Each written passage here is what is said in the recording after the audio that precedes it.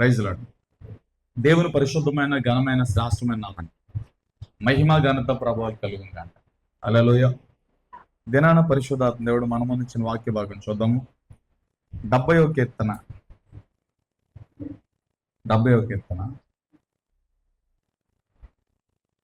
5 వచనాలు మనం చదువుకున్నాం. దేవా, నన్ను విడిపించుటకు త్వరగా రమ్ము. యెహోవా, నా సహాయమునకు త్వరగా రమ్ము. నా ప్రాణము తీయగోరు వారు సిగ్గుపడి అవమానమొందుదురుగాక. నాకు కీడు చేయగోరు వారు వెనకకు మళ్లింపబడి సిగ్గునందుదురుగాక. ఆహాహా అని పలుకువారు తమకు కలిగిన అవమానము చూచి విస్మయమొందుదురుగాక. నేను వెదుగు వారందరూ నేను గూర్చి సంతోషించి ఉత్సహించి సంతోషించుదురుగాక. నీ రక్షణను ప్రేమించు వారందరూ దేవుడు మహిమపరచబడును గాక అని నిత్యము చెప్పుకుందురుగాక. నేను శ్రమల పాలై దీనుడనైతని. దేవా, నన్ను రక్షించుటకు త్వరపడి రమ్ము. నాకు సహాయము నీవే, నా రక్షణకర్తవు నీవే. యెహోవా, ఆలస్యం చేయకుము. హల్లెలూయా. ఇది జ్ఞాపకార్థ కీర్తనగా మనం చూస్తా ఉన్నాం. ఈ జ్ఞాపకార్థ కీర్తనలో దావీదు గారు దేవునికి ప్రార్థన చేశారు. దావీదు గారు దేవునికి చేసిన ప్రార్థనలో హైలైట్ వర్డ్స్ కొన్ని ఉన్నాయి. అవేంటంటే త్వరపడి. అందరూ కూడా అండర్లైన్ చేయండి.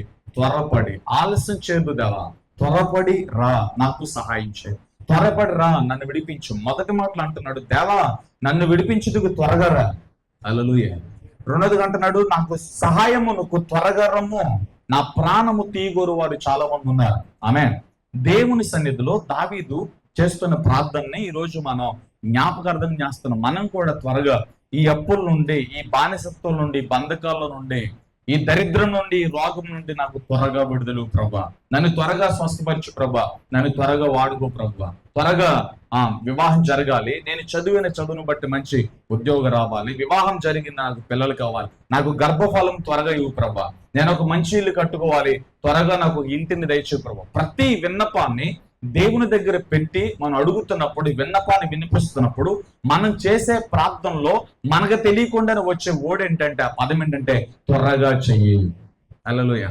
త్వరగా చెయ్యి, త్వరగా చెయ్యి. త్వరగా నా ప్రార్థనకు జవాబు ఇవ్వు. త్వరగా నా ప్రార్థన విని నాకు ఆలస్యం చేయకుండా త్వరగా నాకు ప్రత్యుత్తరం ఇవ్వు, జవాబు ఇవ్వు.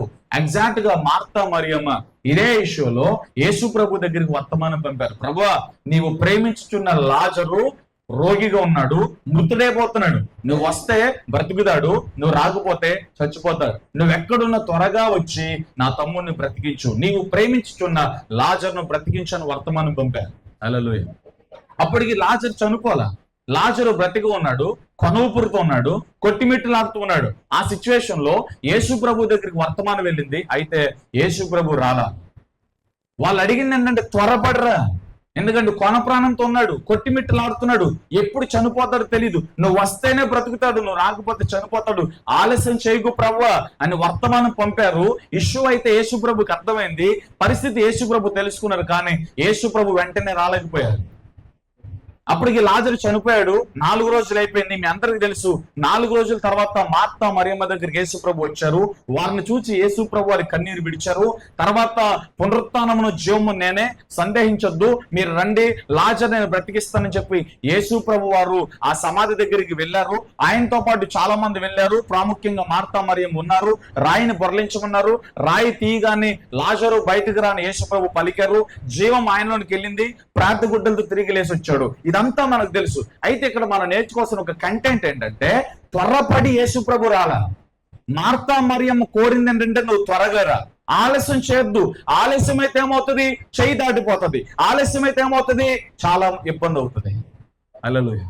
ఆలస్యం అయితే ప్రాణం పోతుంది. పాము కరిచింది, విషపాయ స్థితిలో ఉన్నావు. యాక్సిడెంట్ అయింది, విషపాయ స్థితిలో ఉన్నావు, ప్రాణం పోయే స్థితిలో ఉంది. డాక్టర్ గారి దగ్గర నువ్వు ఎప్పుడు తీసుకెళ్ళాలి? ప్రాణం పోకముందు.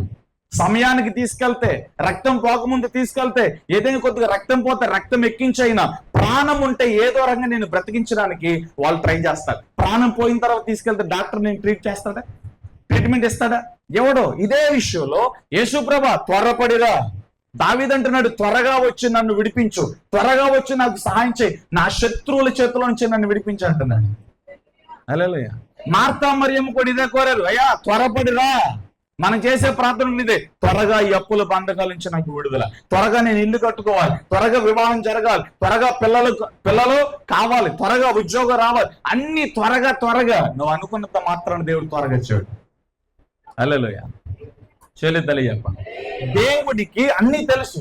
ఆయన అనంత జ్ఞాని, సమస్తము ఆయన మూలంగా కలిగినాయి. నిన్ను నన్ను కలగజేసిన వాడు ఆయన. ఆయనకు తెలుసు ఏ సమయమున ఏ అద్భుతం నీకు జరగాలో, ఏ సమయమున ఏది నీకు చెయ్యాలో ఆయనకు తెలుసు. మార్తా మరియమ్మ కంగారు పడ్డారు, తొందరపడ్డారు. చనిపోతున్నాడు ప్రభా, నువ్వు రా. ఆ తొందరపాటులో ఒక న్యాయం ఉంది. ఎందుకంటే ప్రాణం పోతుంది. ప్రాణం పోయిన తర్వాత ఏమీ చేయలేము కాబట్టి త్వరగా రా అని అడిగారు. అది వాస్తవమే, అది మంచిదే. కానీ యేసు ప్రభు ఆలస్యంగా 4 రోజుల తర్వాత, ఎగ్జాక్ట్ గా 4th డే 4వ రోజున ఆయన వచ్చారు. అప్పటికే చచ్చిపోయాడు. చనిపోయి 4 రోజులు అయిపోయింది. మనందరూ తెలుసు, ఒక వ్యక్తి చచ్చిపోతే మన ఇంట్లో ఒక రోజు పెట్టుకోం. ఒక రోజు పెట్టాలి, 2 రోజులు పెట్టాలంటే ఫ్రిడ్జ్ బాక్సులు పెట్టాలి. మామూలుగా పొడుగు పెట్టేయాలి. మామూలుగా పొడుగు పెట్టేస్తే పొరుపేసో ఆ గడ్డి పొరుగు మీద మనం పొడుగు పెట్టేస్తే ఒక రోజు బాగానే ఉంటుంది, 2వ రోజు మనందరం కూడా ముక్కు మూసుకుని, ఎందుకంటే బాడీ చెడిపోయి స్మెల్ వచ్చేస్తుంది. హల్లెలూయా. అలాంటిది లాజర్ని ఎలాంటి పరిస్థితులు పెట్టారంటే సమాధిలో పెట్టారు. సమాధిలోనికి గాలి గాని వెలుతురు గాని వెళ్ళదు, అంతా చీకటి ఉంటది. మామూలుగా న్యాచురల్ గా పెడితే శరీరం అంత పాడదు, కానీ సమాధిలో పెడితే శరీరం త్వరగా కూలిపోతుంది. ఈ విషయం ఎరిగిన మార్తా మరి అంటున్నారు, 4 రోజులు అయిపోయింది, శరీరం పాడైపోయింది, వద్దు ప్రభువా. హల్లెలూయా. పునరుత్థానమును జీవము నేనే. ఇదంతా కాదు, ఇప్పుడు మన కంటెంట్ ఈ వాక్యానికి అవసరం ఏంటంటే తెలుసా, 4 రోజుల తర్వాత యేసు ప్రభు వచ్చాడు. వాళ్ళు పిలిచినప్పుడు రాలా. ఎప్పుడు వచ్చారు యేసయ్య? 4వ రోజున వచ్చారు. వాళ్ళు ఏం కోరారు? నా తమ్ముడు బ్రతకాలి. 4వ రోజున యేసు ప్రభు అదే చేశాడు. ఇక్కడ నేను చెప్పే విషయం ఏంటి తెలుసా, నువ్వు కోరుకున్న దినాన అద్భుతం జరగకపోవచ్చు, నువ్వు చేసిన ప్రార్థనకి ఆలస్యంగా జవాబు రావచ్చు, కానీ నీ ప్రార్థనకు దేవుడు జవాబిస్తాడు. ఇది విశ్వాసం.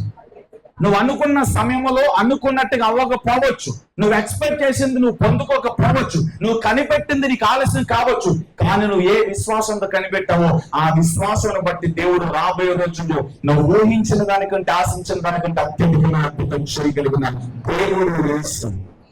హల్లెలూయా. ఈ విశ్వాసం ఉండాలి. ఇదే అంటున్నాడు దావీదు. ఫస్ట్ ఆఫ్ ఆల్, దేవా నన్ను విడిపించడానికి త్వరగా రా, త్వరగా రా. ఏం చేయాలంట? విడిపించాలి. హల్లెలూయా. 2వదిగా అంటున్నాడు, నాకు సహాయం చేయటకు త్వరగా రా. 3వదిగా ఏమంటున్నాడు, నా ప్రాణము తీయగోరు వారు ఉన్నారు, వారి మధ్యలోంచి నన్ను లేవనెత్తాం. హల్లెలూయా. వారి మధ్యలో నుంచి వారు సిగ్గుపడినట్లుగా నన్ను లేవనెత్తు ప్రభువా. చెల్లితల్లి, 3 విషయాలు ఈ రోజున నేను విడిపించే దేవుడు. మొదటి పాటు, నేను విడిపించే దేవుడు. నువ్వు ఎలాంటి పరిస్థితుల్లో ఉన్నా, ఏ స్థితిగతిలో ఉన్నా, దేవుడు వాగ్దానం చేస్తున్నాడు, ఆయన విడిపిస్తాడంటే. నువ్వు ఏ చాతబడి శక్తుల మధ్య ఉన్నా, ఎటువంటి అంధకార పరిస్థితుల్లో ఉన్నా, ఎలాంటి చీకటిలో ఉన్నా, ఎలాంటి పాపములో ఉన్నా, ఏ పాపముని జయించలేకపోతున్నావో ఆ పాపం మీద దేవుడు నీకు విడుదల అవుతుంది. ఏ శాపము నేను అనగారుస్తుందో ఆ శాపములో నుండి దేవుడు నేను విడిపించబోతున్నాను. చచ్చిపోయారు కొంతమంది. చెప్పండి, యేసు ప్రభు విడిపించే దేవుడు. నువ్వు ఎలాంటి బంధకాల మధ్య ఉన్నా, ఎలాంటి పరిస్థితుల మధ్య ఉన్నా, నిన్ను విడిపించేందుకు చాలని దేవుడు నచ్చబడిన యేసు. ఆమేన్. విడిపించే దేవుడు, సహాయం చేసే దేవుడు. వెళ్ళండి మన పితరుల దగ్గరికి. ఐగుప్తులో ఉన్నారు, వాళ్ళు మొరపెడుతున్నారు. హల్లెలూయా. మోషేని పిలిచాడు దేవుడు. మనందరికి తెలుసు. తెలిసిన స్టోరీని స్పీడ్ గా పరిగెత్తిద్దాం, ఎక్కడ పాఠం నేర్చుకోవాలి అక్కడ ఆగుదాం. ఓకే. మోషేని దేవుడు పిలిచాడు, ఐగుప్తుకు పంపించాడు. ఐగుప్తులో దేవుడు అద్భుతం చేశాడు.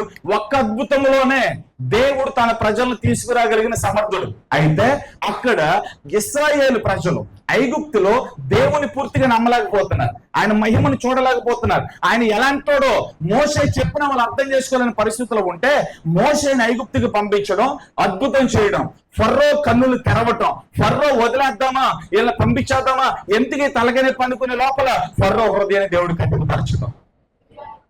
మరలా ఫర్రో దేవుడు ఎవరో మోషే ఎవరు అనటం, మరలా మోషే అనటం, అద్భుతం చేయడం, ఇశ్రాయేలు ప్రజలందరూ వావ్ అద్భుతం అని చెప్పి దేవుడు స్తుతించడం, మరలా ఫర్రో భయపడడం, మరలా ఫర్రో హృదయాన్ని దేవుడు కఠినపరచడం.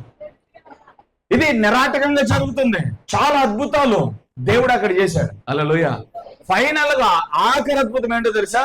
దేవుడు పిలిచాడు తన ప్రజలందరినీ, మోషేని పిలిచాడు, పస్కాను ఆచరించండి. ప్రతి ఇంటిలో గొర్రె పిల్ల తెగాల, గొర్రె పిల్ల రక్తం గిన్నెలో పట్టండి, ఇసోపు మొక్కలతో ద్వారగుమ్మములకు రాయండి. సంహారదూత వెళ్తున్నప్పుడు ఎవరి ద్వారగుమ్మముకు రక్తం లేదో వారింటిలో జ్యేష్ఠుడు చచ్చిపోతాడు. కాబట్టి మీరు జాగ్రత్త. హల్లెలూయా. పస్కాను ఆచరించారు. ఇశ్రాయేల్ అందరూ మోషే నడిపింపులో ఉన్న వారందరూ కూడా గొర్రె పిల్లను వధించారు, రక్తము పట్టి ఇసోపు మొక్కలతో ద్వారగుమ్మములకు రాశారు. అందరూ చక్కగా మటన్ బిర్యానీ తింటున్నారు. లోపల సమ్మరతో తేలుతుంది. ఎవరి ద్వారగుమ్మముకు రక్తం లేదో వారింటిలో ఏడుపు. ఉదయం అయిపోయింది, పొద్దున లేచారు, ఆ దెబ్బతో ఫరోకు భయం వేసింది. వెంటనే దేవుని ప్రజలను వదిలేశాడు. హల్లెలూయా. అప్పుడు దాకా ఆడవాళ్ళు ఎక్కడ ఉండాలి, మీ పిల్లలు ఎక్కడ ఉండాలి, మీ పశువులు ఎక్కడ ఉండాలి, మీరు వెళ్ళాలి, ఇలాంటి డైలాగులు వచ్చినాయి. మోసే చెప్పాడు, అవేమీ కాదు, మాయి మేము తీసుకుని వెళ్తాం, ఇక్కడ డెక్క కూడా ఉంచమన్నాడు. మీ డక్కలో వద్దు, మీ మొక్కలు వద్దు, మొత్తం తీసుకుని వెళ్ళిపోమన్నాడు ఫరో. అందరిని తీసుకుని కట్టకట్టుకుని వెళ్ళిపోయారు. హల్లెలూయా. ఎర్ర సముద్రం వచ్చాను, ఎదర దారులేదు. వదిలేసిన ఫరో మరలా కఠినపరచబడింది హృదయం. ఎందుకు కఠినపరచబడింది ఇక్కడ మనం చూడాలి. దేవుడు ఆలస్యం ఎనక దేవుడు అద్భుతం చేస్తున్నప్పుడు దేవునికి మహిమ కలగల అద్భుతం. ఇక్కడ అర్థం చేసుకోండి, మీరు త్వరపడి అడిగినంత మాత్రాన దేవుడు త్వరపడడు, మీరు తొందరపడినంత మాత్రాన దేవుడు తొందరపడ్డు. దేవునికి లెక్కలన్నీ తెలుసు, దేవునికి సమయం అంతా తెలుసు. ఏ సమయంలో ఏది జరుగుద్దో తెలుసు, ఏ సమయంలో ఏది చేయాలో దేవునికి తెలుసు. హల్లెలూయా. ఫరో విడిచిపెట్టాడు, ఎర్ర సముద్రం కూడా కూర్చున్నారు, ఎదరికి వెళ్తానికి దారి లేదు. మరలా ఫరో హృదయం కఠినపరచబడింది. ఎందుకు కఠినపరచబడిందో తెలుసా? వీళ్ళందరూ ఎక్కడికి వెళ్ళాలి? వాగ్దాన భూమికి వెళ్ళాలి. పాలు తేనె ప్రవహించి కానానికి వెళ్ళాలి. కానానికి వెళ్ళాలంటే వీళ్ళు వెళ్ళిపోతావద్దు. హల్లెలూయా.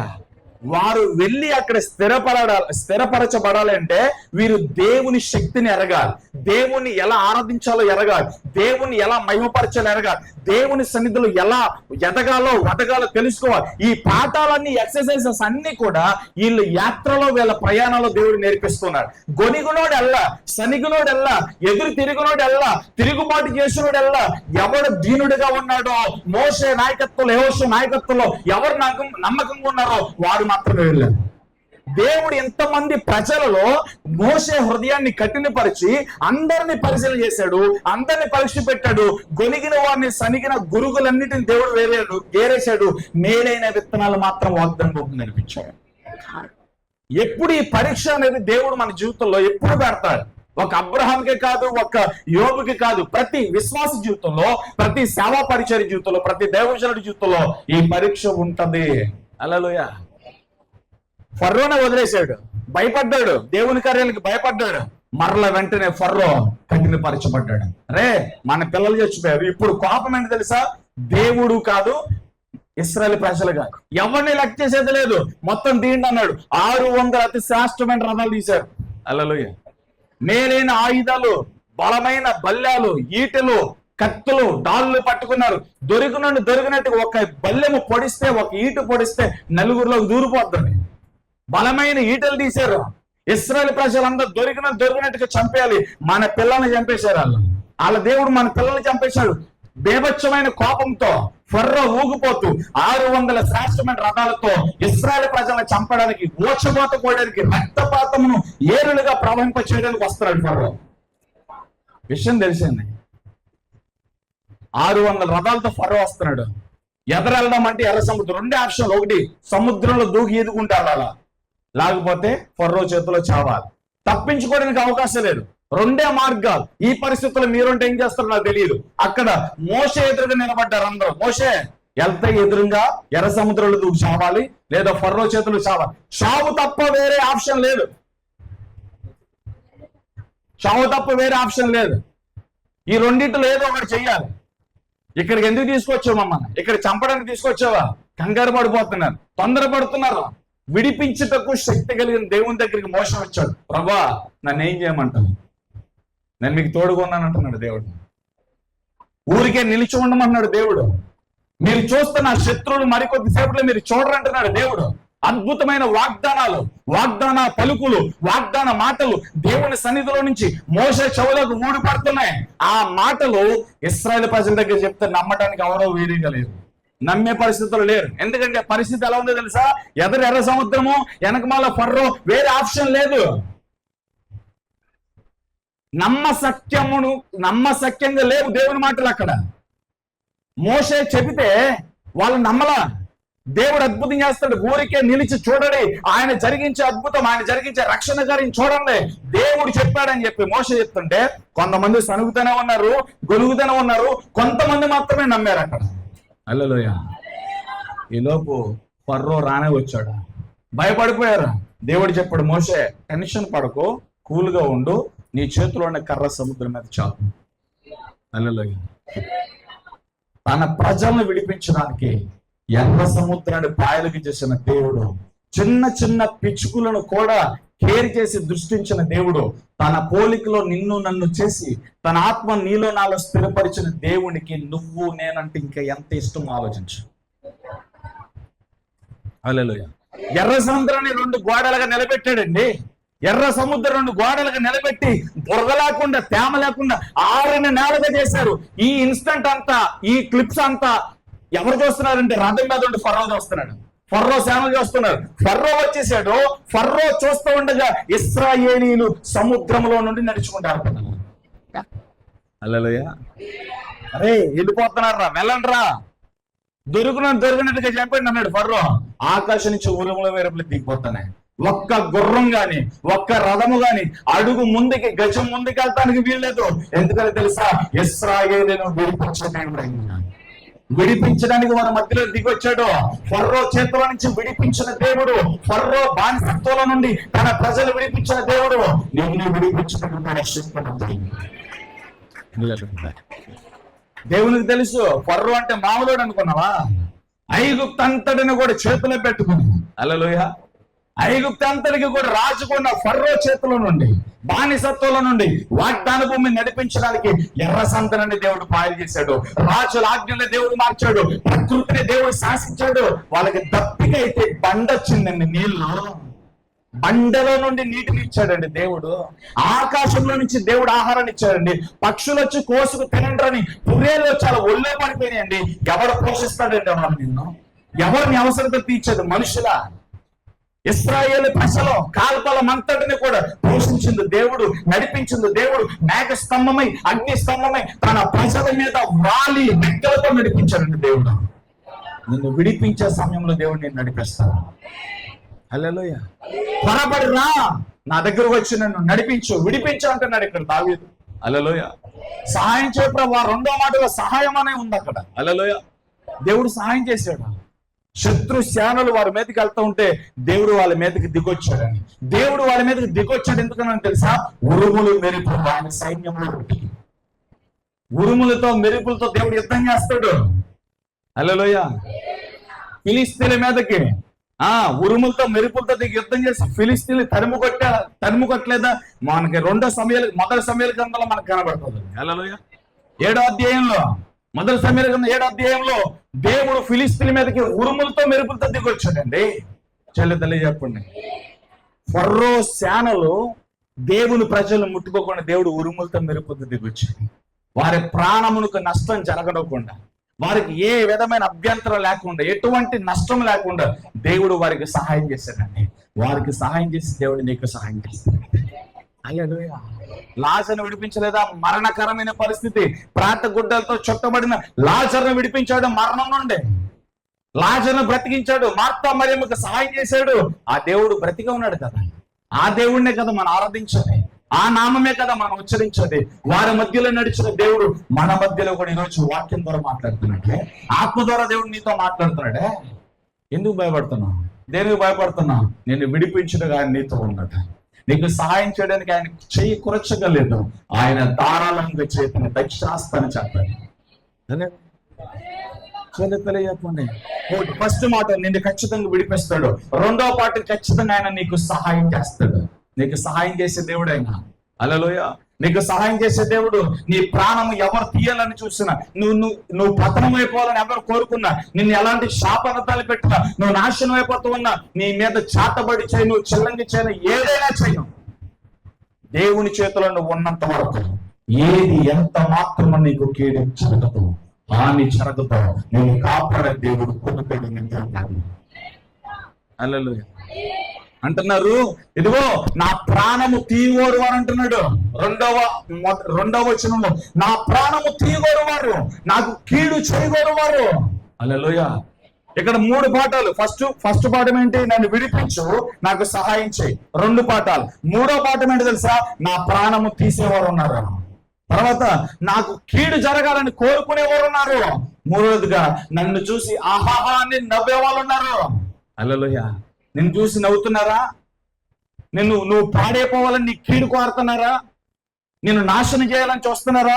ఎలాంటి ప్రజల మధ్య నీవు ఉన్నా, ఎలాంటి కీడు చేసేవారు నీకు వ్యతిరేకంగా లేచిన, రాజకీయ నాయకులు లేకను, ధనవంతులు లేకను, అధికారులను, ఎంతమంది నీకు వ్యతిరేకంగా లేచినా నీ దేవుని చేతుల్లో నువ్వు ఉన్నావంటే ఇది విశ్వాసం. క్రైస్తవ జీవితంలో ఎప్పుడు కూడా మనం గుర్తుపెట్టుకోవాల్సిన పాఠం ఒకటే, విశ్వాసంతో నువ్వేది నమ్ముతాం అది పొందుకుంటాం అంతే. కీడొచ్చింది, అపాయం వచ్చింది, అప్పు ఉంది, ఉరుంది, అసమాధానం ఉంది, ఏది ఎన్నున్నా నేను దేవుని చేతిలో ఉన్నా, దేవుని చిత్తం నా బ్రతుకులో జరుగుద్దని నువ్వు నమ్మితే దేవుడు నీతో ఉండి తన చిత్తాన్ని జరిగిస్తాడు. నువ్వు నమ్మకుండా భయపడితే నీ మీదకి ఉర్రొస్తుందండి. భయపడితే, దేవునికి భయపడితే మన జీవితంలో మేలు జరుగుతుంది. దేవునికి భయపడకుండా పరిస్థితికి భయపడితే ఉర్రొస్తుంది. పేతురు ఎందుకు మునిగిపోయాడు? యేసు వైపు చూసినప్పుడు నీటి మీద నడవగలిగాడు, గాలి వైపు చూసినప్పుడు మునిగిపోయాడు. ఎందుకు వచ్చింది? భయం వచ్చింది. పేతురుకి భయం ఎందుకు కలిగింది? గాలిని చూశాడు. నువ్వు దేవుని వైపు చూడకుండా అప్పు వైపు చూసినంత వరకు, దేవుని వైపు చూడకుండా పరిస్థితుల వైపు చూసినంత వరకు, దేవుని వైపు చూడకుండా వెనకకు చూసినంత కాలం నువ్వు మునిగిపోతూనే ఉంటావు. ఎలాంటి ప్రసంగాలు, కొన్ని 100 ప్రసంగాలు నీ జీవితంలో ఉన్నా నీకు ధైర్యం కలగదు. నీ విశ్వాసాన్ని బట్టి నీకు ధైర్యం కలగదు. బతుకుంటే హల్లెలూయా. 3వ పాఠంలో కీడు కోరేవారు ఉన్నారు. నీకు ఎంతమంది ఉన్నారు? లెక్కెట్టు. ఎంతమంది కీడు కోరుతున్నారో, ఎంతమంది వీడు నాశనం అయిపోవాలి, ఈ అమ్మాయి జీవితం నాశనం అయిపోవాలి, వీడి జీవితం నాశనం అయిపోవాలి, వీడి ఉద్యోగం రాకూడదు, వీడికి పెళ్లి జరగకూడదు, నీ పిల్లలు, నీ బాబాయిలు, నీ ప్రధానాల్లో, నీ ఇంటి వారు, నీ రక్త సంబంధం, నీ స్నేహితులు, ఎంతమంది ఎన్ని కీడులు నీ గురించి ప్రచారం చేయను, దేవుడు ఒక మేలైన ముఖ్యమైన నీ పక్కకు తీసుకొస్తాడు. తొందరపడుకు నీ పిల్లల గురించి. రాంగ్ డెసిషన్ తీసుకోవద్దు. ఆలస్యంలో కూడా దేవుడు అద్భుతం చేస్తాడు. నువ్వు త్వరపడంత మాత్రాన దేవుడు త్వరపడడు. దేవుడు ఏ సమయం ఏది చేయాలని తెలుసు. హల్లెలూయా. చెప్పండి పక్కన వారికి, దేవునికి ఏ సమయమున ఏమి చేయాలో ఆయనకు తెలుసు. హల్లెలూయా. రాసుకోండి. 3వ పాఠం ఏంటి? నీ ప్రాణాన్ని తీసేవారు, నీ ప్రాణానికి హాని కలిగించేవారు, నిన్ను నరహత్య చేసేవారు, మాటలతో బాధపరిచేవారు ఎంతమంది ఉన్నారో వారందరి పేర్లు రాయి. వారందరి కోసం ప్రార్థన చేయి. వాళ్ళందరి మీద దేవునికి జయమిస్తారు. పాత నిబంధనలో కత్తికి కత్తి, కంటికి కన్ను, పంటికి పన్ను, వాళ్ళు ఏది చేస్తే అది చేయాలి. కానీ కొత్త నిబంధన అది కాదు. నీ శత్రువులకి కృపలు ఉన్నాయి. నీ శత్రువుల కోసం ప్రార్థన చేయాలి. కీడు చేసిన వారి కోసం ప్రార్థన చేయాలి. నీకు హాని చేసిన వారి కోసం ప్రార్థన చేయాలి. కొంతమంది ఇక్కడ తల్లులు ఉంటారు, గొప్పోళ్ళు, శాపనార్థాలు పెడతారు. నేను దేవుని బిడ్డని, నేను దైవజనుడిని, నాకు వ్యతిరేకంగా లేచావు, నువ్వు అలా అయిపోతావు, ఎలా అయిపోతావు, నువ్వు అయిపోతావు. హల్లెలూయా. నువ్వు దైవజనుడు అయితే ఏంటి, దేవుని బిడ్డవైతే ఏంటి? దీవించడానికి దేవుడు మనల్ని స్థిరపరిచాడు, కానీ శపించడానికి మన నోటంట శాపం రావడానికి వీల్లేదు. మన నోటంట శుభమే రావాలి, మన నోటంట దీవెనే రావాలి, మన నోటంట ఆశీర్వాదమే రావాలి. తప్పు చేసేవాళ్ళు ఒక రోజున వాళ్ళు తెలుసుకుంటారు, పశ్చాత్తాపడతారు. అదే వాళ్ళకి రక్షణకు మొదటి పునాది, మొదటి విత్తనం. ఓకే, వాళ్ళు అన్నారు, నువ్వేం మాట్లాడుకుని ఉన్నావు, అరే నేను నిన్ను అన్నాను, వాళ్ళు ఏం మాట్లాడకుండా సైలెంట్ సహించారు, దేవుణ్ణి నమ్ముకున్న వాళ్ళకి పూజలు చేస్తే నాకు ఇంత తేడా ఉందా అని అప్పుడు నీ మాటలు నమ్ముతారు. నీ మాటల్లో ఉన్న దేవుని శక్తిని వాళ్ళు గమనిస్తారు. వాడికి నీకు తేడా లేని జీవితం చేపిస్తే ఇంకా దేవునికి ఏం విలువ ఉంటుంది, నీకేం విలువ ఉంటుంది, నీకేం సాక్ష్యం ఉంటుంది. హల్లెలూయా. నీ ప్రాణాన్ని తీసేవారు, నీ ప్రాణానికి హాని కలిగించేవారు, మాటలతో బాధపరిచేవారు. కొంతమంది దెబ్బ కొట్టరండి, మాటలతో మనసును ముక్కలు చేసేస్తారండి. నరహత్య మాటలతో, ఒక్క మాట అంతే, జీవిత కాలం ఏడిపోయే కాలకి సోగండాలే. కొడితే పోతుందేమో, పొడిస్తే పోతుందేమో, కానీ ఒక మాట ఎన్ని సంవత్సరాలైనా మర్చిపోలేదు. కొంతమంది మనోళ్ళు ఉంటారు, చాలా న్యాచురాలిటీగా మాట్లాడతారు అన్నమాట. హల్లెలూయా. న్యాచురాలిటీ అంటే ఎంత బాగా మాట్లాడతారో మీకు తెలుసు. మాట్లాడకండి అలా. నువ్వేది మాట్లాడావో దేవుడు అంటున్నాడు, నువ్వేది విత్తుతున్నావో అదే కోస్తావు. హల్లెలూయా. గల్తీ పత్రిక 6:7 మోసపోకుడి, దేవుడు వెక్కిరింపబడడు. ఓ మనుషుడా, నువ్వేమి విత్తావో ఆ పంటను కోస్తావు. శరీరాన్ని బట్టి విత్తువాడు క్షయ పంటను కొయ్యను, ఆత్మను బట్టి విత్తువాడు నిత్య జీవమనే పంటను కొయ్యను. ఓకే, హల్లెలూయా. మోసపోవద్దు. నువ్వు కీడుని అనుభవిస్తున్నావా? నువ్వు ఎంత మంచి చేసిన అందరూ నీకు కీడే చేస్తున్నారా? నువ్వు అందరు దీవెని కోరుకుంటారు, అందరూ నువ్వు పాడైపోవాలని కోరుకుంటున్నారా? నువ్వు పాడవు. ఎందుకు పాడవు అంటే ఒక మాట చెప్తాను వినండి. హల్లెలూయా. దేవుడు నీ బ్రతుకులో అద్భుతం చేస్తున్నప్పుడు లోకమంతా ఒకటైపోయి అద్భుతం ముందు నిలబడి ఆగిపోమన్నా దేవుడు వారిని పక్కకి నెట్టి అద్భుతం జరిగిస్తాడు. దేవుడు అద్భుతం చేయగా దాన్ని ఆపుటకు ఈ లోకంలో శక్తి కలిగిన వారు ఎవరూ లేరు. దేవుడు నీ జీవితంలో చేసే అద్భుతం, దేవుడు నీ బ్రతుకులో ఏదైనా డోర్ ఓపెన్ చేశాడా దాన్ని ఎవరు మూయలేరు. దేవుడు ద్వారం తెరిచాడా ఎవరు మూయలేరు. దేవుడు నీ త్రోవను సరళం చేశారా ఎవరు ఆపలేరు. దేవుడు నీకు తోడి ఉండి నడిపిస్తాడంటే. దావీదుకి ఎన్ని కష్టాలండి. దావీదుకి కష్టాలు ఎప్పుడు ప్రారంభమైన నీకు తెలుసా? దావీదు చిన్నపిల్లడు ఉండి ఆడుతూ పాడుతూ గొర్రెలు మేపుకుంటూ ప్రార్థన చేసుకుంటూ అప్పుడే ఆత్మబలంతో సింహాన్ని ఎలుగుబండిని చంపేసిన చరిత్ర దావీదు. ప్రార్థనాపరుడు ఆ సమయంలోనే. తండ్రి ఎదుట అన్నల ఎదుట ఎన్నిక లేనివాడు కావచ్చు, కానీ దేవుని ఎదుట గనుడు, దేవుని హృదయానుసారుడు దావీదు. హల్లెలూయా. సౌలుని దేవుడు విడిచిపెట్టిన తర్వాత సమయాన్ని పిలిచి వెళ్ళి బెత్లెహేముకి వెళ్ళు, యెష్షై కుమారులు ఒకని అభిషేకించంటే అన్నలను చూసి, రూపాన్ని చూసి, ఆకారాన్ని చూసి హల్లెలూయా వీడే వీడే వీడే అనుకున్నాడు. దేవుడు వాళ్ళు ముట్టుకోవద్దన్నాడు అంతే. కడసారి వాడు ఉన్నాడు, వెళ్ళు. హల్లెలూయా. అడుగులోకి వెళ్ళాడు. దావీదుని చూస్తే అస్సలు అభిషేకించాలని ఆలోచన చచ్చిపోయింది సమయానికి. ఆ ఇంట్రెస్ట్ పోయింది అనుకోవచ్చు మన భాషలో. ఇతనా చాలా చీప్గా. హల్లెలూయా. అంటే ఎన్నిక లేని వాడిగా ఇచ్చాడు సమూయేలు. హల్లెలూయా. దేవుడు వెంటనే బుద్ధి చెప్పాడు దైవజనుడికి, నువ్వు పై రూపాన్ని చూసావు, నేను అంతరంగం చూస్తున్నా. ఏంటి ఫోజులు ఎత్తను? సింహాన్ని చంపినాడు అతను, ఎలుగుబంటిని చంపినాడు అతను, నా ఆత్మ కలిగిన వాడు అతను, నా హృదయానుసారుడు అతను, రోజు 7 గంటలు ప్రార్థన చేసే ప్రార్థన పడు అతను. అతని రూపాన్ని చూసావు కానీ అతని గుణాన్ని చూడాలి. నువ్వు రూపాన్ని చూసావు, నేను గుణాన్ని చూసాను. దేవుడు రూపాన్ని లక్ష్యపెట్టాడు, దేవుడు గుణాన్ని చూస్తాడు. హల్లెలూయా. దావీదు గుణాన్ని చూసే దేవుడు. గుణం నచ్చింది, పద్ధతి నచ్చింది, భక్తి నచ్చింది, దేవుని ఆత్మ దావీదులో ఉంది, అందుకే సింహాన్ని చంపగలిగాడు. హల్లెలూయా. దావీదు అభిషేకించబడిన తర్వాతనే దావీదుకి శత్రువులు పెరిగారు. గుర్తుపెట్టుకో, నీవు భక్తిలో ఎప్పుడైతే నాటబడి ఫలాలు ఫలిస్తావో అప్పుడు ఆటోమేటిక్ గా శత్రువులు పెరుగుతారు. ఓకే, నువ్వు చల్లారిపోయి దిగజారిపోయిన పరిస్థితి ఉంటే, లోకంతో తానా తందనానని ముసలమ్మ ముచ్చట్లు పెట్టుకుంటూ ఉంటే లోకంలో నీకు శత్రువులు ఎవరు ఉండరు, అందరూ మిత్రులే ఉంటారు. ఈ లోకం నేను ఎప్పుడు ద్వేషించుద్దో తెలుసా? ఈ లోకంలో నీకు శత్రువులు ఎప్పుడు పుడతారో తెలుసా? నువ్వు క్రీస్తులో నాటబడినప్పుడు. ఫలించడానికి, వాక్యం ఆధారంగా బ్రతకడానికి నువ్వు ఒక సిద్ధాంత పూర్వకంగా పరిశుద్ధ జీవితాన్ని కొనసాగిస్తున్నప్పుడు తల దించుకుని వెళ్తుంటే పిలిచి మరలా రాళ్ళేస్తుంది ఈ లోకం. హల్లెలూయా. పిలిచి మరి ఈ లోకం రాళ్ళేస్తూ ఉంటది, చాలా జాగ్రత్తగా ఉండాలి. ఓకే, దావీదుకి శత్రువులు ఎప్పుడు పెరిగారు? దావీదుకి సౌలుకి దావీదు మీద ఎప్పుడు ద్వేషం కలిగిందో తెలుసా? పాట వచ్చింది, సౌలుకి 1000 దావీదుకి 10,000. హల్లెలూయా. సౌలు చుట్టూ ఉన్న మనుషులందరూ దావీదు మీద ఎక్కపొడిచారు. విపరీతమైన కోపం వచ్చింది. సౌలుడు ఎలాగైనా దావీదుని చంపాలనుకున్నాడు. దావీదు ఇక పారిపోవటమే, అరణ్య జీవితం గడిపాడు. ఇల్లు లేదు, గూడు లేదు, ఏమీ లేదు, రాళ్ళు రప్పల్లో దాక్కుంటూ ఇక అరణ్యవాసిగా ఉన్నాడు. కానీ దావీదుకి దేవుడు తోడుగా ఉన్నాడు. హల్లెలూయా. దావీదుకి శత్రువులు ఎప్పుడు పెరిగారో చెప్పడానికి ఇదంతా చెప్పా. అభిషేకించబడిన తర్వాత, దేవోక్తి దావీదు మీదకి వచ్చిన తర్వాత దావీదుకి శత్రువులు పెరిగారు. అంతకు ముందు దావీదు జీవితంలో పోరాటం లేదు, శత్రుత్వం లేదు, యుద్ధాలు లేవు. హల్లెలూయా. కాబట్టి నీ జీవితంలో ఎప్పుడు శత్రువులు ఉంటారో తెలుసా? నువ్వు వాక్యం ఆధారంగా బ్రతుకుతున్నప్పుడు మనకు శత్రువులు ఉంటారు. ఆ రోజున పాత నిబంధనలో మనుషులు శత్రువులు ఉన్నారు.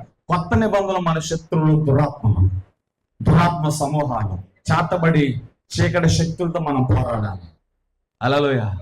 చాతబడి దురాత్మ శక్తులతో రక్షణ పొందకుండా, దేవుని వాక్యం వారను వెల్లడవకుండా, ప్రకటన చేయబడకుండా, నాటబడకుండా అడ్డుకునే ఆ చెరలను మనం బంధించాలి.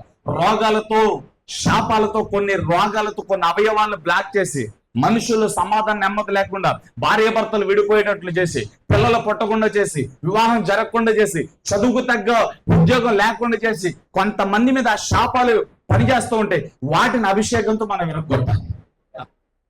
దానికి వాళ్ళు కూడా మనం సహకరించాలి. వాళ్ళు సహకరించినప్పుడు మన అభిషేకం వారి మీద పనిచేస్తుంది, అద్భుతం జరుగుతుంది. వాళ్ళు సహకరించకపోతే దేవుడు ఏం చేయలేదు. అందుకే దేవుని దగ్గరికి ఎవరు వచ్చినా నేను చేయగలను నమ్ముతున్నావా? హల్లెలూయా. నువ్వు నమ్మితే జరుగుతుంది, నువ్వు సహకరించకపోతే నేనేం చేయలేను. నువ్వు నన్ను నమ్మావా, దేనికోసం వచ్చావో అది నేను చేయగలను, నువ్వు నమ్మితే అద్భుతం జరుగుతుంది. నువ్వు నమ్మితేనే మహిమ చూస్తావు.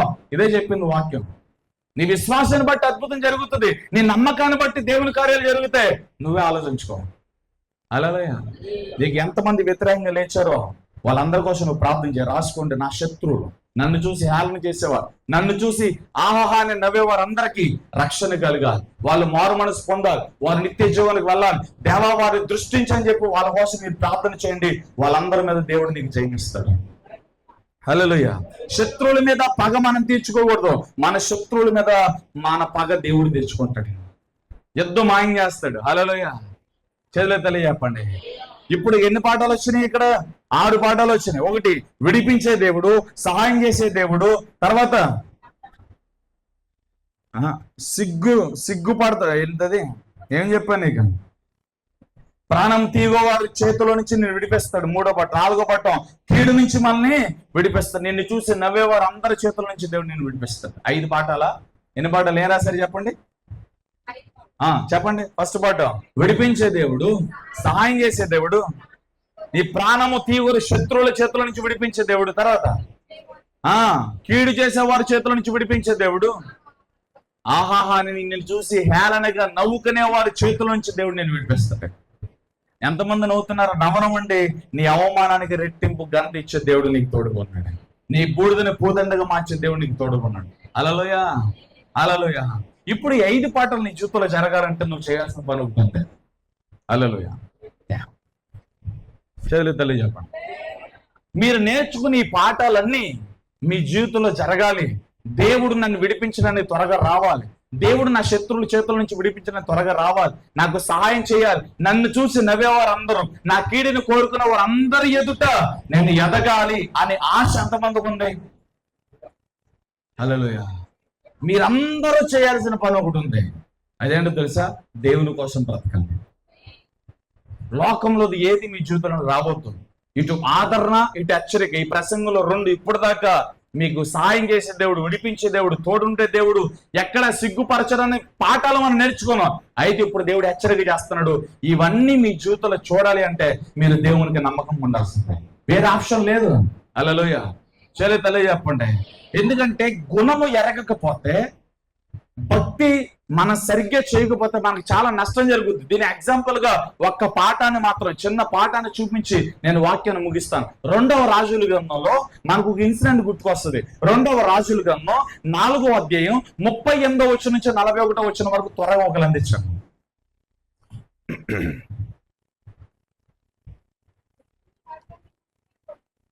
2వ రాజుల గ్రంథం 4వ అధ్యాయం 38 to 41. 38 to 41. ఎలీషా గిల్గాలునకు తిరిగి రాగా దేశమందు. ఓకే. హల్లెలూయా. చేతులెత్తి చెప్పండి. ఇక్కడ 38 నుంచి 41 వచ్చిన మీరు ఇంటికి వెళ్ళి చదువుకోండి. అక్కడ ఉన్న మాటలు నేను చెప్పేస్తాను, వినాలి. హల్లెలూయా.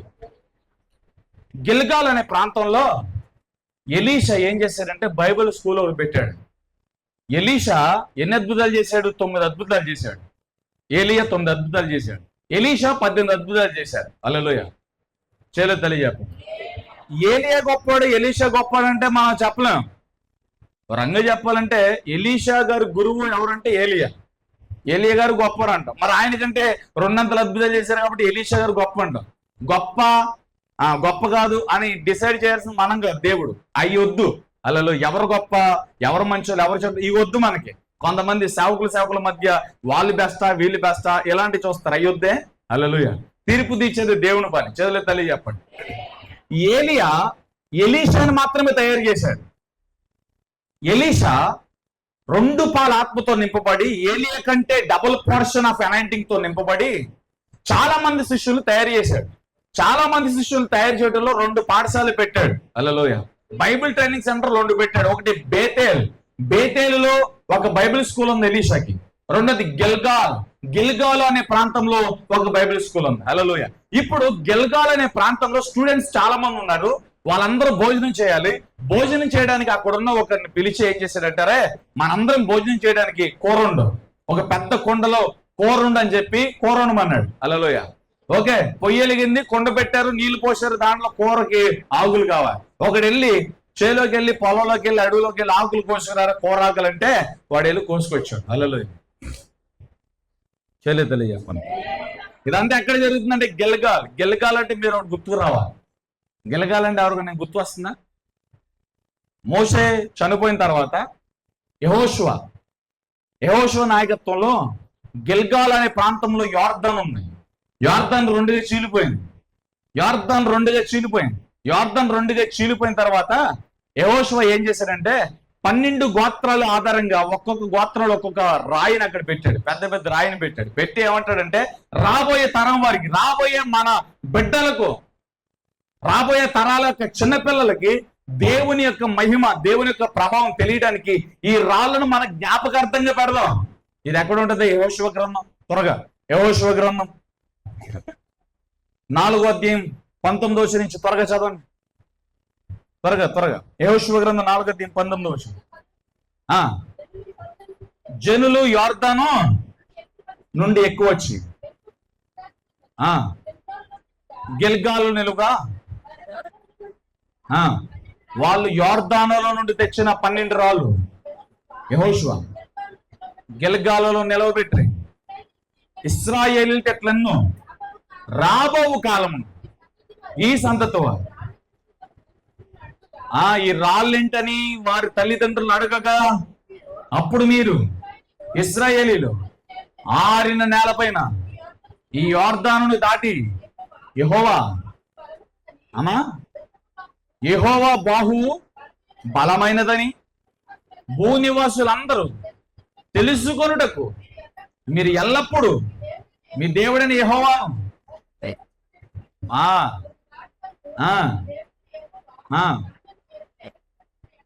చదివే తల్లి చెప్పండి. అవన్నీ ఇంటిలో చదువుకోండి. గిల్గాల్ అంటే దేవుని ప్రభావము, దేవుని మహిమ, రాబోయే తరాలకు దేవుడు చేసిన కార్యాలు. యోర్దాన్ను దేవుడు ఆరిపెట్టి ఆరిన నేల మీద మనం నడిపించాడని, యెహోవా బాహువు ప్రభావం కలిగిందని మన ప్రజలు, మన యొక్క బిడ్డలు, మన తర్వాత తరం వారు తెలుసుకోవడానికి ఆనవాలుగా ఉండాలని చెప్పి 12 రాళ్ళు యోర్దాన్ నుంచి తీసుకొచ్చి గిల్గాల్లో నాటించాడు. ఈ ఇన్సిడెంట్ గుర్తుకు రావాలి. అందుకే బైబిల్ చదవాలని. బైబిల్ చాలా మంది చదవట్లా. హల్లెలూయా. బైబిల్ చదవండి. దేవుడు కొత్త విషయాలు మీకు బయలుపరుస్తాడు. అంత్య దినాలు, ఆఖరి దినాల్లో బైబిల్ చదవని వాడు ఖచ్చితంగా లోకలు పడిపోతాడు. దుర్బోధలో చిక్కబడి, దురాశలతో నింపబడి, దురద చెవులు కలిగిన వారై 2 తిమోతి పత్రిక 4వ అధ్యాయం 3వ వాక్యం రాబడినట్లుగా వారు స్వకీయ బోధలు, వారికి అనుకూలమైన బోధలు ఎత్తుక్కుని అడిపోతారు. ఓకే, హల్లెలూయా. వాళ్ళకి ఇంకా ఫలాలతో పనుండదు. క్రీస్తు స్వరూపులకు మార్చబడాలని, ఆత్మ నడిపింపులు ఉండాలని ఎలాంటిదే ఉండదు. వెళ్ళామా వచ్చామా అంతే. చల్లారిపోయిన జీవితం. ఓకే, తల్లి చెప్పండి. అలాంటి బ్రతుకు వద్దు మనకి. మనం ఖచ్చితంగా దేవుని సన్నిధిలో ఉండాలి. జీవ గ్రంథంలో నీ పేరు నా పేరు ఉండాలి. దానికోసం మనం పోరాడాలి. దానికోసం మనం బ్రతకాలి. ఒక మంచి కిరీటం పొందాలి. ఓకే, హల్లెలూయా. గిల్గాల్ గురించి చెప్పా. ఏంటి గిల్గాల్? దేవుని ప్రభావం కలిగిన పట్టణం. దేవుని ప్రభావం అక్కడ విడుదలైంది. దేవుని అద్భుతం అక్కడ జరిగింది. తర్వాత తరం వారికి అది ఆనవాలుగా ఉంది. అందుకే దాని గురించి మనం ఇప్పుడు మాట్లాడుకుందాం. ఓకే, హల్లెలూయా చెప్పండి. ఓకే, కోరాకులు తేవడానికి ఒకడు వెళ్ళాడు, పొలంలోకి వెళ్ళాడు, అడవులోకి వెళ్ళాడు, కోరాకులు తీసుకొచ్చాడు. కోరాకులు తీసుకొచ్చి వండేశాడు. హల్లెలూయా. తల్లి చెప్పండి. వెంటనే కూర్చున్నారు, వడ్డించబడింది. దాంట్లో కొంతమంది ప్రవక్తలు చూసి, అయ్యా దైవజనుడా, కుండలో విషం ఉంది, టేస్ట్ గుణం సరిగ్గా లేదు, కుండలో విషం ఉంది. హల్లెలూయా. కుండలో విషం ఉందని చెప్పారు. హల్లెలూయా. తల్లి చెప్పండి. ఎందుకు వచ్చింది విషం? ఇక్కడే పాఠం అంతా ఉంది. ఓకే, చాలా జాగ్రత్తగా విన్నాం. ఎక్కువసేపు చెప్పను, చాలా క్లుప్తంగా చెప్తాను. చాలా జాగ్రత్తగా వినండి. ఎక్కడికి వెళ్ళారంటే ఇతను అడవిలోకి వెళ్ళాడు, పొలంలోకి వెళ్ళాడు. దేనికి వెళ్ళాడు? కోరాకులు కోసుకురావడానికి. హల్లెలూయా చెప్పండి. ఎక్కడికి వెళ్ళాడు?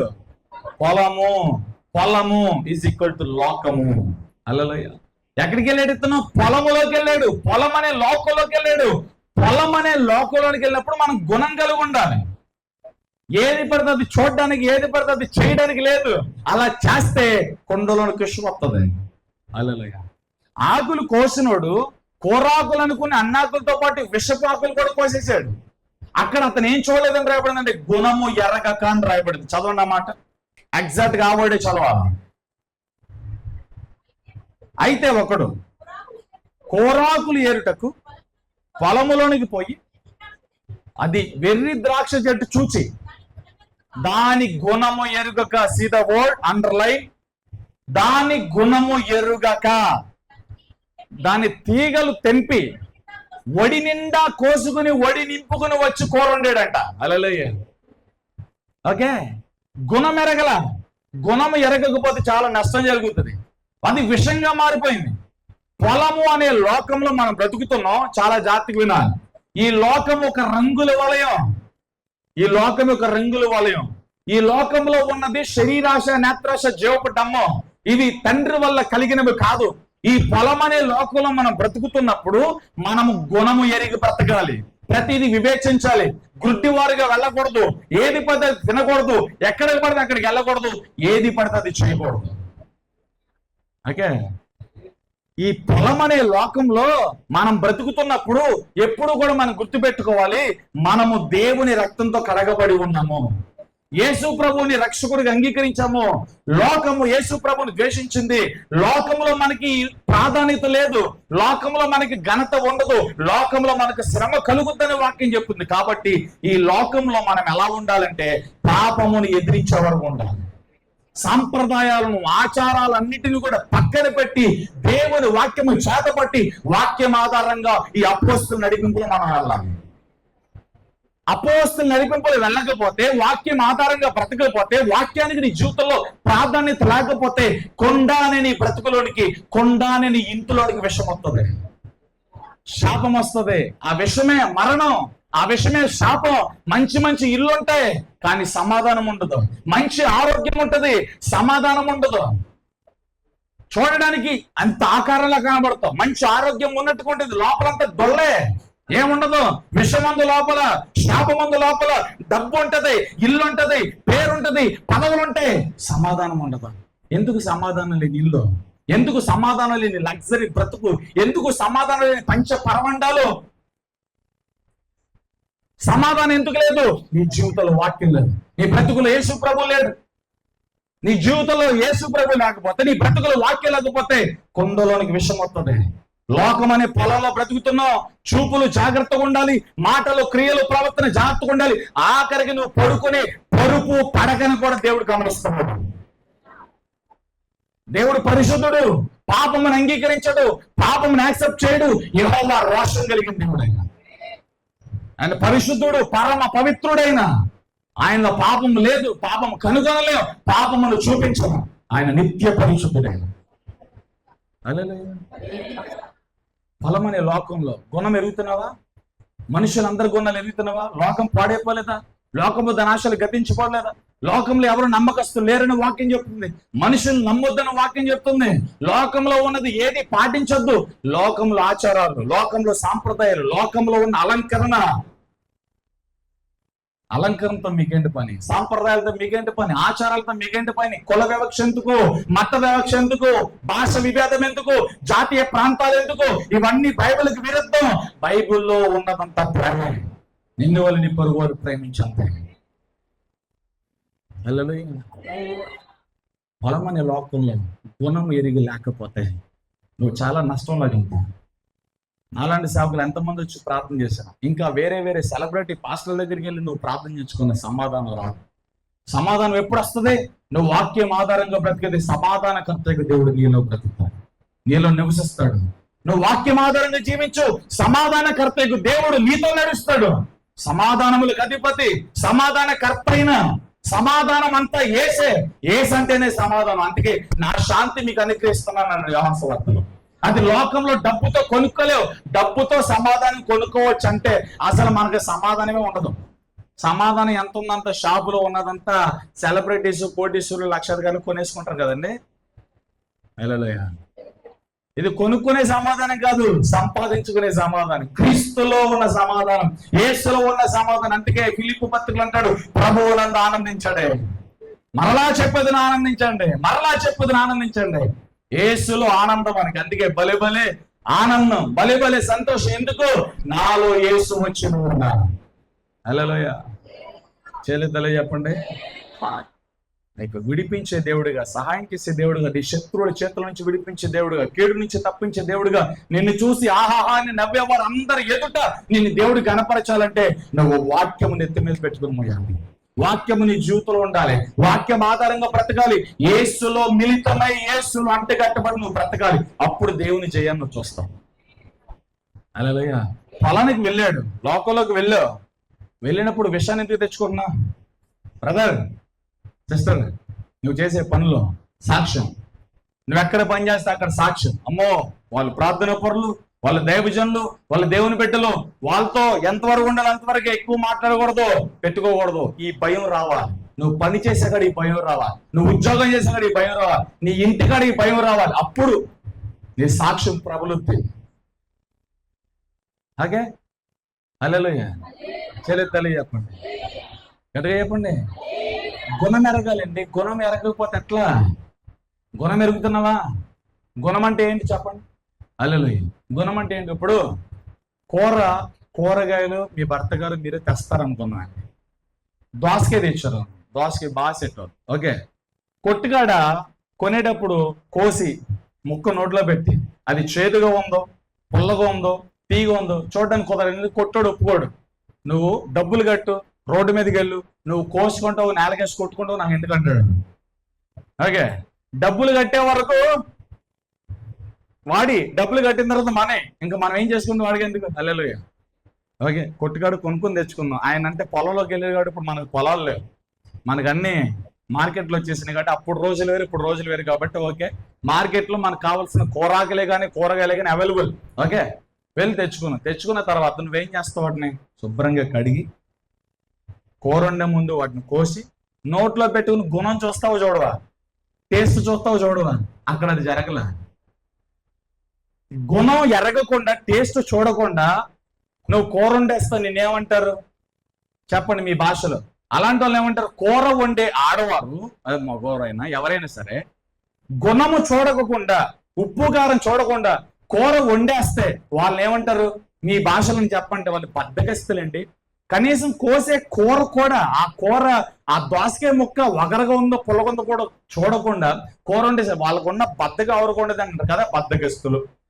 ఇంకా నిర్లక్ష్యం, అశ్రద్ధ, ఇలాంటి వర్డ్స్ అని వచ్చేస్తాయి. మిమ్మల్ని అడిగితే తలకోమాట చెప్తారు. వీడియో రికార్డింగ్ అవుతుంది కాబట్టి నేను చెప్పేస్తాను. హల్లెలూయా. అంటే మనకుండే ఆలోచనలు అలా వచ్చేస్తాయి. ఇప్పుడు ఈయనేమనాలి?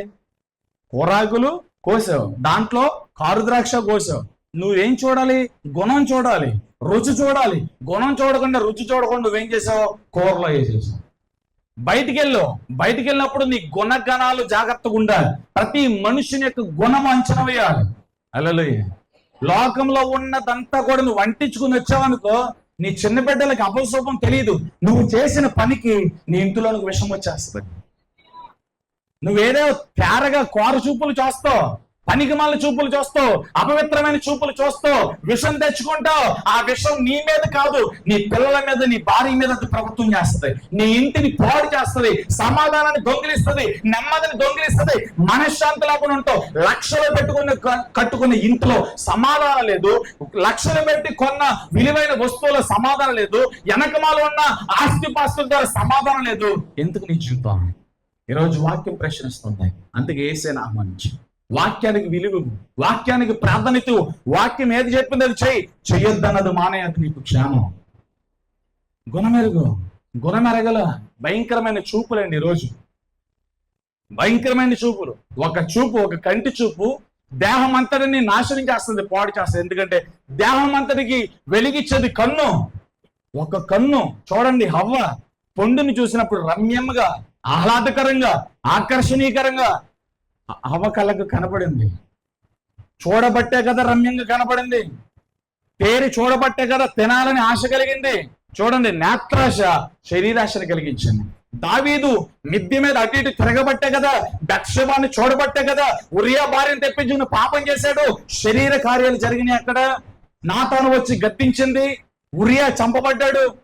చూసిన దానికి శరీర పాపం జరిగింది, ఒక మనిషి చావుకు కారణమైంది. హల్లెలూయా. చెప్పండి, గట్టిగా చెప్పండి. హాయి పట్టణానికి ముందు ఏ పట్టణంలో యుద్ధం జరిగింది? ఎరికో. మీరు బైబిల్ చదువుతుల్లా, మీ జ్ఞానం లేదు, బైబిల్ జ్ఞానం చదవాలి. హల్లెలూయా. ఎరికో పట్టణంలో దేవుడు అద్భుతమైన విజయం ఇచ్చాడు. యెహోషువను పిలిచాడు. హాయి పట్టణం మీదకి వెళ్తున్నారు. ఎరికో కొండకి వెళ్ళాలి. ఎరుకు అంతా శపించబడింది. అక్కడ మిమ్మల్ని చాలా రకాల వస్తువులు ఆకర్షిస్తాయి. ఏది పట్టుకున్నా మీరు శపించబడతారు. మీరు వస్తువులు పట్టుకున్నారా, నేను మీతో రా. ముందే చెప్పాడు దేవుడు. హాయి పట్టణం మీదకి వెళ్ళారు. 36 మంది చచ్చిపోయారు. 36 మంది 30 మంది చచ్చిపోయారు. హల్లెలూయా. ఇశ్రాయేలీయులు చచ్చిపోయారు. 36 మంది చచ్చిపోయారు. విషయం తెలుసుకుని యెహోషువ తల తీసుకెళ్లి కింద పట్టుకుని దేవుని దగ్గర ఏడుస్తున్నాడు. దేవుడు పిలుస్తున్నాడు, యెహోషువలే ఎందుకు ఏడుస్తున్నావు? ముందు పాపం చేస్తున్నాడు, పట్టుకో. పాపాన్ని పట్టుకో. పాపాన్ని మీ నుండి తీయండి. శపించబడింది మీలో ఉంది, అది తీయండి. మీ కుండలో విషం ఉందో తీయండి. మీ ఇంట్లో, మీ హృదయంలో, మీ జీవితంలో పాపం ఉంది. మారు మనసు లేకుండా ఉన్నారు. వేషధారణ ఉంది. పాపాలు కప్పుకుంటున్నారు. అవి తీయండి దేవుని దగ్గర.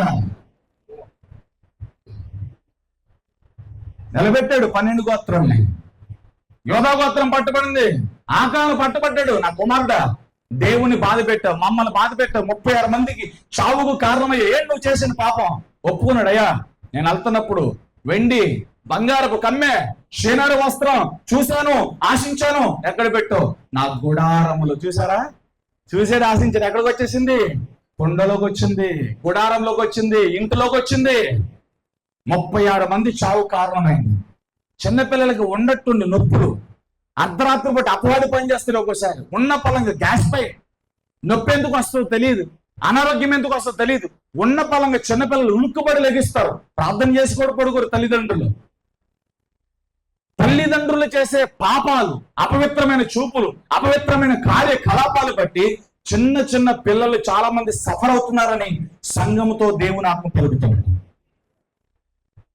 మీ భక్తి, మీ ప్రార్థన జీవితం మీ పిల్లలకి ఆరోగ్యాన్ని, జ్ఞానాన్ని, క్షేమాభివృద్ధిని కలిగిస్తుంది. రానున్న దినాల్లో ఒక బలమైన పాత్రలుగా దేవుడు మీ బిడ్డను వాడుకుంటాడు. ఒకవేళ మీ భక్తి సరిగ్గా లేకపోతే, మీరు అపవిత్రంగా బ్రతికితే, లోకానుసారంగా బ్రతికితే, మిమ్మల్ని బట్టి ఆ శాపం మీ పిల్లల మీద కాదు. అంటే మీ పిల్లల కోసమైనా దేవుని కోసం మారమని చెప్తున్నాం. యేసు ప్రభు మీకోసం ప్రాణం పెట్టాడు, ఆయన కోసం బ్రతకండి అని చెప్తున్నా. అలాగే మీ పిల్లల కోసం కూడా బ్రతకండి. మీరు చేసే భక్తి మీ పిల్లలకి దీవెనకరంగా మారుతుంది. మీరు చేసే పాపాలు మీ పిల్లలకి శాపనార్థాలుగా మారుతాయి. దేవుని కోసం, మీ పిల్లల కోసం, తర్వాతి తరం కోసం మీరు నీతిమంతులుగా మారితే మీ రాబోయే తరాలు నీతి ఫలాన్ని చూస్తారు. హల్లెలూయా చెప్పండి. నీతి ఫలాన్ని చూస్తారండి. గట్టిగా చెప్పండి. హల్లెలూయా. నీతిమంతులు ఎలా ఉంటారు? 128వ కీర్తనలో ఫలించుడు కొమ్మల్లో బల్ల చుట్టూరు ఏంటది? చదవండి. 120 ఒలీవ మొక్కల వలె. చదవండి. 128వ కీర్తన 2వ వచనం. ఫలించుడు కొమ్మ. చదవండి తొందరగా. 128:2. నీలోగిటి నీ భార్య ఫలించు ద్రాక్షవల్లి, నీ భోజనము బల్ల చుట్టూ, నీ పిల్లలు ఒలీవ మొక్కల వలె. ముందురు నా వాక్యాన్ని ముగించేస్తూ ఉన్నా. హల్లెలూయా. పొలం దేనికి సూచన చెప్పండి? లోకంలో ఉన్న సాంప్రదాయాలు, పెళ్లి చేయాలంటే సాంప్రదాయాలు, కట్టుబాటులు, మళ్ళీ వచ్చి దేవుని గురించి గొప్పలు చెప్తారు వీళ్ళు భక్తులు. ఇలా అన్నానని ఫీల్ అవ్వద్దు. ఒక పెళ్లిలో నీ భక్తి, నీ బాగోటం తెలుస్తుంది. ఒక శుభకార్యాల్లో ఏమండి, సాంప్రదాయకరంగా నువ్వు జీవిస్తావు, సాంప్రదాయకరంగా బ్రతుకుతావు, మళ్ళీ వచ్చి బైబిల్ పట్టుకుంటావు. ఇక్కడ ఇంత వాక్యం ఎంతో, మళ్ళీ ఇంటికి వెళ్ళగానే టీవీ పాటలు, సినిమా పాటలు, నాటికలు, లోకానుసారమైన ఎంటర్టైన్మెంట్ ప్రోగ్రామ్స్. ఎలాగా? విషయం రాదా? జీవితం అనే కొండ పాడైపోదా? కుటుంబం అనే కొండ పాడైపోదా? ఎందుకు నీ ఇంట్లో సమాధానం ఉండదు? ఎందుకు మీ ఇంట్లో నెమ్మది ఉండదు? ఈరోజు పిల్లలు ఉంటారు. పిల్లలు తల్లిదండ్రులకి విలువెత్తుకోవట్లా. మీరు ప్రార్థనా పరులు కాదు కాబట్టి. మీరు ప్రార్థనా పరులైతే మీ పిల్లలు, అమ్మో నా తల్లి ప్రార్థనా పరురాలు, నా తండ్రి ప్రార్థనా పరుడు, వాళ్ళని ఎంత మాట కూడా అనకూడదన్న భయం నీ పిల్లలకు వస్తుంది. ఆటోమేటిక్ మీ మీద రెస్పెక్ట్ పెరుగుతుంది, మర్యాద పెరుగుతుంది. నా తల్లిదండ్రులు ప్రార్థనా పరులు, వాళ్ళు ఎప్పుడు చూసినా మోకాళ్ళ మీద ఉంటారు. వాళ్ళకి ఏది కావాల్సిన దేవుని అడుగుతారు. నా తల్లిదండ్రులు ఆధారం చేసుకుని నేను కూడా అలా మారాలి అని నీ పిల్లలకి ఆలోచన ఎందుకు తీసుకురా? నువ్వు, నీ కూతురు, నీ కొడుకు నీ మీద ఎందుకు కలుగుతారు? ఎందుకు సమాధానం ఉండదు? ఎందుకు మాట్లాడుకుని రోజులైపోతుంది? ఎందుకు ఫోన్లు మాట్లాడుకోలేరు? ఎందుకు తలుగుళ్ళు? ఎందుకు మాట్లాడితే గొడవలు? ఎందుకు వ్యర్థమైన ఖర్చులు? ఎందుకు సమాధానం ఉండదు? ఎందుకు నెమ్మది ఉండదు? అంటే ఇదే, కుండలో విషం ఉంది, బ్రతుకులో విషం ఉంది బ్రదర్, నీ జీవితంలో విషం ఉంది. అందుకే నువ్వు హృదయాన్ని తెరిస్తే గోధుమ పిండిని ముద్ద పడుతుంది. యేసు వస్తాడు నీ జీవితంలో, సమాధానకర్తకు దేవుడు వస్తాడు. విషప కుండలో ప్రవక్త వచ్చి గోధుమ పిండి వేయగా కుండలో విషం విరిగిపోయింది. గోధుమ పిండి నలగొట్టబడ్డాడైనా వదక తేబడిన గొర్రె పిల్లవలే ఆకాశానికి భూమికి మధ్య సిలువ అనే మ్రాడు పైన నీ కోసం నా కోసం ప్రాలాడాడు, మన కోసం శాపగ్రస్తుడిగా మారాడు. హల్లెలూయా. అందుకే పేతురు చెప్తాడు కదా, చీకటిలో ఉన్న మనల్ని వెలుగులోనికి, ఆశ్చర్యకరమైన వెలుగులోనికి పిలిచిన వారి గుణాతిశయములను ప్రచురించుటకు ఏర్పరచబడిన వంశము, రాజులైన యాజక సమూహం అనడం. ఏర్పరచబడ్డాం రాజులైన యాజక సమూహం. ఎందుకు? ఆయన గుణాతిశయములను ప్రచురించుటకు. భక్తి చేయి, లోకంలో దండించుకో మాకు. హల్లెలూయా. అందుకే యాకోబు చెప్తాడు మొదటి 27వ వచనంలో, ఇహలోక మాలిన్యం తనకు తాను అంటించుకోకుండా తన తాను పరిశుద్ధంగా కాపాడుకునేవాడే దేవుని ఎదుట నిష్కలంకమైన పవిత్రమైన భక్తి. పేదలను, దిక్కులేని వారిని, వారి ఇబ్బందులు పరామర్శించుటే ఇహలోక మాలిన్యం తనకు తాను అంటించుకోకుండా పరిశుద్ధంగా కాపాడుకుని వాడే దేవుని దృష్టిలో గనుడవుతాడు. హల్లెలూయా. నీకున్న వాటిని బట్టి నీకు విలువ రాదు. ఈ లోకం నీ ఇంటిని బట్టి, నీ కారును బట్టి, నీ శరీరాన్ని బట్టి, నీ నగలను బట్టి, నీ డబ్బును బట్టి, నీ స్థాయిని బట్టి ఈ లోకం నీకు విలువిస్తుందేమో, పరలోకం నీ గుణాన్ని బట్టి విలువిస్తుంది. బ్రదర్, నీ గుణాన్ని బట్టి, సిస్టర్ నీ గుణాన్ని బట్టి, నీ మారు మనసును బట్టి, నీ ఫలాలను బట్టి, నీ లోపట ఉన్న అంతరంగ స్వభావాన్ని బట్టి మాత్రమే పరలోకం గౌరవిస్తుంది. ఈ లోక గౌరవం ఒక రోజుని గతిస్తుంది, పరలోక గౌరవం ఎన్నటికీ నిలిచి ఉంటుంది. కాబట్టి పరలోకంలో నువ్వు ఉండడానికి మంచి గుణము కలిగి ఉంటావు. గుణము లేని వాడుగా బ్రతకొద్దు, గుడిసేటి వారులుగా బ్రతకొద్దు. గుణము కలిగి, నైపుణ్యత కలిగి, దేవుని ఎదుట, ఆయన మహిమ ఎదుట నిక్కరసగా నిలబడే వారుగా ఉంటే ఆయన వచ్చి నీ నెత్తి మీద కిరీటం పెడతాడు. ఆ కిరీటం కోసం మనం బ్రతకాలి. హల్లెలూయా. ఒక రోజు డబ్బులంటే ఉండకపోవచ్చు, ఎప్పుడు ఒకలాగా ఇంట్లో వస్తువులు ఉంటే ఉండకపోవచ్చు, నీ భర్త మీద పడిపోవద్దు. ఈఎంఐ కట్ల, ఇంటర్నెట్ కట్ల, కరెంట్ బిల్లు కట్ల, ఇంకోటి కట్ల. మీ ఆయన గారు ఆలోచన ఎలా ఉంటుందో తెలుసా? కష్టపడతాడు, ఇవన్నీ కట్టాలి, ఇవన్నీ చేయాలి, పిల్లల ఖర్చులు ఉంటాయి, నీ ఖర్చులు చాలా ఉంటాయి, వచ్చే రాబడి తక్కువ ఉంటుంది, ఖర్చు ఎక్కువ ఉంటుంది, అన్నిటిని మేనేజ్ చేసి రకరకాల టెన్షన్తో ఉంటే కొంతమంది తల్లులు అది కావాలి ఇది కావాలని చెప్పి వాళ్ళ మీద పడిపోతారు. హల్లెలూయా. అలా మీరు భారంగా ఉండకండి. నీ భర్తకి నువ్వు ఎప్పుడు కూడా అనుకూలంగా ఉండాలి, అప్పుడే ఇల్లు కట్టబడుతుంది. నీ భార్యకి నువ్వు అనుకూలంగా ఉండాలి. ఏదైనా ఉంటే ఇద్దరు సమాధానకరంగా మాట్లాడుకోవాలి, ఇద్దరు కూర్చొని మాట్లాడుకోవాలి. ఇలా చేద్దామని చెప్పి దేవుని సన్నిధిలో ఒక నిర్ణయం తీసుకోవాలి. అప్పుడు కుటుంబంలో సమాధానం ఉంటుంది. ఈ రోజు అది లేదు. ఈయన దారి ఇందే, ఆవిడ దారి అందే, పిల్లల దారి పిల్లలు ఎవరికి వారు ఏమున్న తీరి. అపవాది ఉచ్చులేసి బిగించాడు, ఆ ఉచ్చులని ప్రసంగం ద్వారా కాలిపోవాలి. హల్లెలూయా. ఎందుకు సమాధానం ఉండదు, నెమ్మది? నీ కుండలకు విషం వచ్చిందండి, కూరలోనికి విషం వచ్చింది, నీ జీవితాలకు విషం వచ్చింది, నీ బ్రతుకులోనికి విషం వచ్చింది.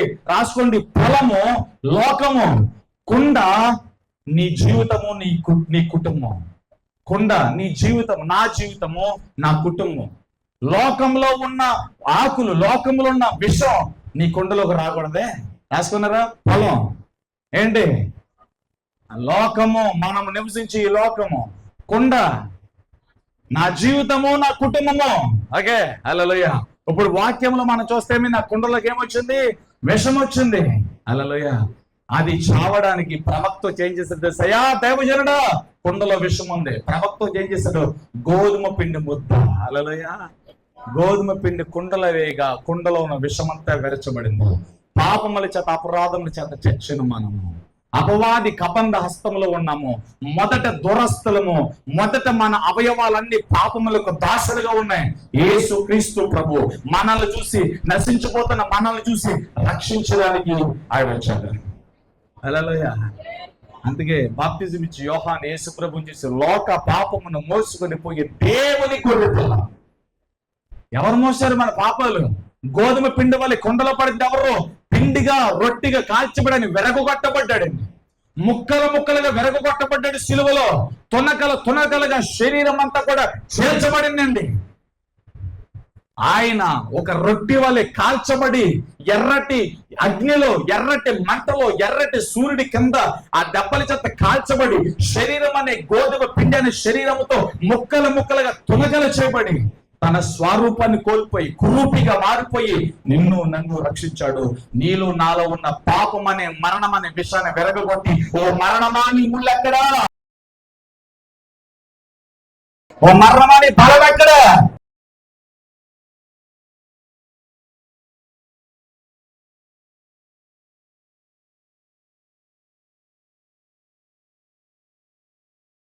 మరణమా నీ ముళ్ళెక్కడ? మరణపు ముళ్ళుని విరిచాడు. మరణం యొక్క బలాన్ని విరిచాడు. మరణం యొక్క బలం పాపమును పట్టుకుని సిలువలో వేలాడదీశాడు. అందుకే ఒక్క మనుషుడి ద్వారా పాపము సంక్రమించింది. అదే ఒక మనిషి ద్వారా పాపమునకు ముగింపు వచ్చింది. మొదటి ఆదాము ద్వారా లోకంలోనికి పాపము ప్రవేశించింది. కడపటి ఆదామైన యేసుక్రీస్తు ద్వారా పాపమునకు పోయి, హల్లెలూయా, మరణముకు పోయి జీవం వచ్చింది. పాపమునకు ముగింపు వచ్చింది. పాపమునకు క్షమాపణ, పాపమునకు ప్రక్షాళన జరిగింది. అలా చెప్పండి. కంటి చూపు జాగ్రత్త, మాటల జాగ్రత్త, పలుకులు వినికిడి జాగ్రత్త. రోజున చాలా చర్చెస్ పాడైపోతున్నాయి. చూస్తూ ఉంటే చాలా బాధేస్తుంది. హల్లెలూయా. కాబట్టి జాగ్రత్త. నా వాక్యాన్ని ముగిస్తున్నా, భక్తిని ఆధారం చేసుకోండి. ఒక మాట చెప్తా, పాటలు పాడదు. ఏ పాటలు పడితే ఆ పాటలు పాడద్దు. హల్లెలూయా. వాడు మన పాడింది. ఆవిడ మ్యారేజ్ డేకి రాసుకుంది, నేను ఒక చక్కని ట్రిప్గా, నాకు వచ్చేవాడు ఒక మంచి ఇస్తాడు. మీరు చూసారా ఎంతమంది విన్నారో? చక్కగా నాకంటే ముందు చెప్పేస్తున్నారు. హల్లెలూయా. మళ్ళీ ఇప్పుడు పెళ్ళి అయింది. ఇప్పుడు జోలాలి అనే సీడీ రిలీజ్ అవుతుంది. జోలాలి అంటే ఆవిడకి పుట్టే బిడ్డ గురించి. ఎక్కడ దేవుడు హైలైట్ అవుతున్నాడు? ఎక్కడ దేవుడు హైలైట్ అవుతున్నాడు? 2 తిమోతి పత్రిక 4వ అధ్యాయం 3వ వచనం. తెరవండి కళ్ళు ఉన్న వాళ్ళందరూ. 2 తిమోతి పత్రిక 4వ అధ్యాయం 3వ వచనం. ఎందుకనగా జనులు హిత బోధన సహింపక, ఆపండి ఇక్కడ. హిత బోధన సహించారంట. ఉన్నది ఉన్నట్టుగా చెప్తే ఎవడ సహించదు. ఉన్నది ఉన్నట్టుగా చెప్తే ముఖాలు మీకులా మాడిపోతాయి. ఉన్నది ఉన్నట్టుగా చెప్తే వినరు. ఉన్నది ఉన్నట్టుగా చెప్తే తిట్టారంటారు. ఉన్నది ఉన్నట్టుగా చెప్తే వాక్యం అంతా నా మీద అంటారు. ఉన్నది ఉన్నట్టుగా చెప్పాలంటే నిప్పుల మీద నడవటం ఇవాళ రోజుల్లో సేవకులు. Okay, next. దురద చెవులు కలిగిన వారే తమ స్వకీయ దురాశలను నెరవేర్చుటకు అనుకూలమైన బోధకులను వెంబడిస్తారంటే, వాళ్ళ కోసం పోగు చేసుకుంటారంట. హల్లెలూయా. అనుకూలమైన బోధ అంటే ఏంటి? ఎక్కడ తిట్లుందో, ఎక్కడ దీవెన ఉంటుందో, ఎక్కడ బంగారం పెట్టుకోవచ్చు అంటారు, ఎక్కడ ఎత్తి మీద ముసి లేకపోయినా పర్లేదండి, బంగారం లేకపోయినా పర్లేదండి, ఏమి లేకపోయినా పర్లేదండి, మోకాల వరకు బట్టలేసుకొచ్చినా పర్లేదండి, మీ దర్శన భాగం మాత్రం నాకే. హల్లెలూయా. ఏమంటే ఎక్కడ దాకా బట్టలు ఉన్నా పర్లా, పెదాలకి బుగ్గలకి ఆటికి ఏ రాసుకున్నా పర్లా, మీకు ఎన్ని నగలున్నాయో అవి డూప్లికేట్ ఒరిజినల్ అయినా పర్లేదు, మీరు ఎలా వచ్చేసినా పర్లా, మీ దశమ భాగం మాకే రావాలి, మీ కానుకలు మాకే రావాలి, మీరు మా చర్చికే రావాలి. హల్లెలూయా. నరకానికి వెళ్తారా? దురద చెవులు కలిగిన వారు హితు బోధన సహింపక తమ స్వకీయ ఆలోచనలను, స్వకీయ నీతిని నెరవేర్చుకోవడానికి వాళ్ళకి అనుకూలమైన బాధకులను వాళ్ళే పోగు చేసుకుంటారు. తిమోతి, నువ్వు జాగ్రత్తగా ఉండి సువార్త పని నిమిత్తం నువ్వు కష్టపడి అన్నాడు. అక్కడ చదవండి, కంటిన్యూ. సత్యమునకు చెవినీయక కల్పనా కథల వైపు తిరుగు కాలము వచ్చింది. అయితే నీవు అన్ని విషయాల్లో హితముగా ఉండు. అంటే ఎంతవరకు ఉండాలి అంతవరకు ఉండు. నెక్స్ట్, శ్రమపడు, సద్ది సువార్త పని చెయ్యి. నీ పరిచర్యను సంపూర్ణముగా జరిగించు. అంతే. హల్లెలూయా. సువార్త పని చేయి, నీ పరిచర్యను సంపూర్ణంగా చేయి. ఎంతవరకు ఉండాలి అంతవరకు హితముగా ఉండు. ఉప్పొంగొద్దు, దంభంగా ప్రవర్తించొద్దు. మొదటిలో నీ బోధ ఎలా ఉందో ఇప్పటికీ నువ్వు అదే స్టాండ్ మీద ఉండాలి. హల్లెలూయా. మార్చేస్తూ ఉంటారు. ముందు ఎలా వస్తారు, తర్వాత గడ్డం తీసేస్తారు, మేసం తీసేస్తారు, పంచి అంటారు, పెళ్ళిళ్ళు ఏమంటారు, అయ్యంటారు, అయ్యంటారు. ఒట్టిది. దేవుడు నిన్ను పిలిచిన పిలుపు, దేవుడు నీకు ఇచ్చిన భారం, దేవుడు నీకు ఇచ్చిన మొదటి దర్శనం, నీ పరిచర్య ముగింపు వరకు నువ్వు అలాగే ఉండాలి. వాళ్ళని చూసి వీళ్ళని చూసి వాళ్ళటం ఇరటం నువ్వు మారిపోయావంటే నీకు పిలుపు లేదని అర్థం. ఇక్కడే అర్థమైపోతుంది కదా. దేవుడు మొదటగా నేను ఏ పిలుపుతో పిలిచాడో అదే పిలుపుతో నువ్వు ఉండాలి. మధ్యలో నీ డ్రెస్ మారింది, నీ పద్ధతి మారింది, నీ సంఘం పేరు మారింది, నీ డైరెక్షన్ మారింది, నీ బోధ మారింది, మొదటి నడిపింపు మారిందంటే నువ్వు పిలుపులో లేవు. మనుషుల్ని పాస్టర్లను కాపీ కొడతావు, నువ్వు కాపీ కూడా అర్థమైపోద్ది. అలా వద్దు. దేవుడు నీకు ఆధారం అవ్వాలి. దేవుడు నీకు ఏ స్టాండ్ వేసాడో, ఏ పునాది వేసాడో ఆ పునాది మీద నువ్వు సంఘం కట్టాలి. ఆ విశ్వాసం మీదే నువ్వు భక్తి చేయాలి. హల్లెలూయా. తల్లి చెప్పండి. నా మాటలు ముగిస్తున్నాను. ఎందుకు సమాధానం నెమ్మది ఉండట్లేదంటే ఇది విషయం. నీ కుండలోనికి విషం వచ్చింది, పాపం వచ్చింది. ఓకే, శపించబడింది వచ్చింది. శపించబడింది ఏది నీ జీవితంలో ఉన్నా, నేను నీ ఇంటికి ఎన్ని గృహదర్శనాలకు వచ్చినా నీ బ్రతుకు మార్పు. నాలాంటి పాస్టర్లో 100 మందిని తీసుకొచ్చి నువ్వు ఇంట్లో ప్రార్థన పెట్టి ఒక కల్దీని పట్టణం అంత పెద్ద మీటింగ్ పెట్టేసినా నీకు దీవెన రాదు. నీకు దీవెన రావాలి అంటే నీ పాపాన్ని ఒప్పుకోవాలి. నువ్వు మారు మనసు పొందు. దేవుని వాక్యాన్ని అంగీకరించి నీ బ్రతుకులోకి యేసయ్యను ఆహ్వానించు. నీ జీవితంలో గొప్ప కార్యాలు వస్తావు. విడిపించే దేవుడు నీతో నడుస్తాడప్పుడు, విడుదల నాయకుడు నీతో నడుస్తాడప్పుడు. వాక్యం ఆధారంగా బ్రతుకుతావా, విడుదల నీ జీవితంలో ఉంటది. వాక్యం ఆధారంగా బ్రతుకుతావా, సహాయం చేసే దక్షిణాస్తో నీతో ఉంటది. వాక్యం ఆధారంగా బ్రతుకుతావా, కీడు చేసే మనుషుల చేతుల నుండి, గోతులు తీసే మనుషుల చేతుల నుండి, ఆహాహాన్ని నవ్వే వారి మనుషుల ఎదుట నా దేవుని చేతులు నిన్ను ఎత్తుకుంటూ హెచ్చిస్తాయి. అలాగే వాక్యము తప్ప ఇంకా దేనికి ప్రాధాన్యత ఇవ్వద్దు. వాక్యం ఆధారంగా బ్రతుకు, ప్రార్థన చేయి. దేవుని కృప నీకు తోడుగా ఉంటది. ఈ మాటలను పరిశుద్ధాత్మ దేవుడు మన బ్రతుకులు స్థిరపరిచి ఫలింపచేయగాక. అందరు నిలబడదాం.